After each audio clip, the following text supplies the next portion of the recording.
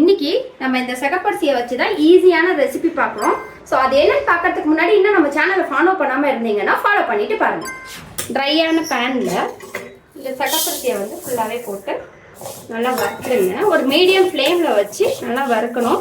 So இது எப்போ of பண்ணணும்னா இந்த அரிசி எல்லாமே வந்து பார்த்தீங்கன்னா பொரிய ஆரம்பிக்கும், நல்லா சவுண்டு கேட்கும், நல்லா ஸ்மெல்லும் வரும். ஸோ அந்த மாதிரி ஸ்டேஜில் நம்ம ஸ்டவ் வந்து ஆஃப் பண்ணிக்கலாம். ஸோ இது மாதிரி நல்லா பொரிஞ்சு வரும். ஸோ உங்களுக்கு அந்த சவுண்டு கேட்கும், வெடிக்கிற சவுண்டு கேட்கும்னு நினைக்கிறேன். ஸோ இந்த மாதிரி பொரிஞ்சு வரும்போது நம்ம ஸ்டவ் ஆஃப் பண்ணிட்டு ஆற வச்சுக்கலாம்.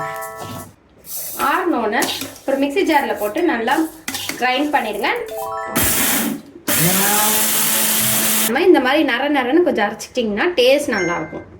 ஸோ இப்போ அரைச்சி வச்சிருக்க அந்த மாவோட கொஞ்சமாக வந்து தேங்காய் துருவல் போட்டுட்டு அதுக்கப்புறம் வந்து பார்த்திங்கன்னா சர்க்கரை, நாட்டு சர்க்கரை யூஸ் பண்ணிக்கலாம். நல்லா மிக்ஸ் பண்ணிவிட்டு அதோட நம்ம நெய் விட்டு அது அழகாக உருண்டையாக வந்து நம்ம ஊட்டி எடுத்துடலாம். நல்லா நெய் ஊற்றி இந்த மாதிரி நல்லா உருண்டையாக பிடிச்சிக்கோங்க.